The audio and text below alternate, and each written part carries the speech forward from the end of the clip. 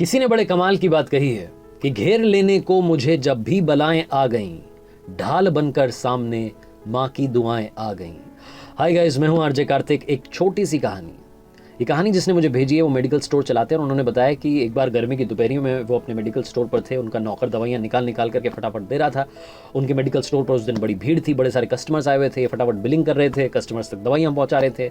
इनका जो रेगुलर काम था ये चल रहा था। तभी ने उन कस्टमर्स की भीड़ में एक चेहरा दिखाई दिया जो इनके मेडिकल स्टोर के सामने जो सड़क थी उसके पार एक पेड़ था, उसके नीचे खड़ा हुआ था। वो एक बुजुर्ग महिला का चेहरा था जो ऐसा लग रहा था दूर से देखने पर कि जैसे वो इनसे कुछ कहना चाह रही हैं। इन्हें उन कस्टमर्स की भीड़ में सिर्फ और सिर्फ अब वही चेहरा दिख रहा था। इन्हें लग रहा था कि वो इनसे कुछ अपनी कहानी कहना चाह रही हैं, कुछ बात करना चाह रही हैं, लेकिन कह नहीं पा रही हैं। अब इन भाई साहब को लगा कि फटाफट से जाकर के उन महिला से बात करनी है, उन अम्मा से बात करनी है। इन्होंने फटाफट नौकर की मदद करना शुरू किया, फटाफट से दवाइयाँ निकालते गए, बिल बनाते गए, कस्टमर्स को कम करते गए, उन तक दवाइयाँ पहुँचाते गए। भीड़ कम होने लगी धीरे धीरे। 2-4 कस्टमर बचे थे। इन्होंने अपने नौकर से कहा कि बेटा अब तुम देख लो, 5 मिनट में वापस आता हूँ। ये मेडिकल स्टोर से बाहर निकले, सड़क पार करके उस पेड़ तक पहुँचे जिसकी छाँव में वो अम्मा जी खड़ी थी। उन्हें जाकर के प्रणाम किया और कहा कि माता जी प्रणाम, क्या बात हो गई है? ऐसा लग रहा था मुझे वहाँ दुकान में जब था कि आप कुछ कहना चाह रही हैं लेकिन आप कह नहीं पा रही हैं। आप दुकान तक भी नहीं आ रही थी, आपके पास पैसे नहीं है, मैं आप तक दवाई पहुँचा दूँ, बताइए किस तरीके से मदद करूँ।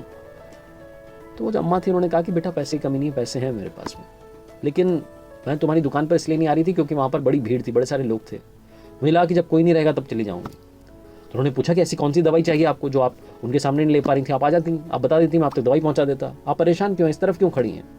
तो जो अम्मा थी उन्होंने बताया कि बेटा मैं क्या बताऊं, कल शाम में मेरे बच्चों का कॉल आया। मेरे बच्चे ना बड़े शहर में रहते हैं और मुझसे मिलने के लिए हर बार गर्मी की छुट्टियों में आते हैं। मेरे बेटे ने मुझे कॉल करके बोला कि मम्मी इस बार मैं, मेरी वाइफ, मेरे बच्चे, हम लोग घूमने के लिए हिल स्टेशन जा रहे हैं और मैं इन सबको लेकर के जा रहा हूँ क्योंकि इनकी छुट्टियाँ बार बार नहीं आएंगी। तो वेकेशंस में हम पहाड़ों में घूमने के लिए जा रहे हैं और आपसे मिलने के लिए इस बार गर्मी की छुट्टी में नहीं आ पाएंगे। वी आर सॉरी मम्मा, अगली बार पक्का आएंगे।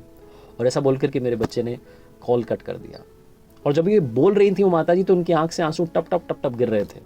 ये भाई साहब समझ नहीं पा रहे थे कि क्या बोलें। तभी वो माता जी अचानक से संभली और बोली कि बेटा मुझे याद आ गया, कौन सी दवाई चाहिए? तो उन्होंने पूछा कि बताइए कौन सी दवाई चाहिए, मैं फटाफट से लेके आता हूँ, आपकी मदद करता हूँ।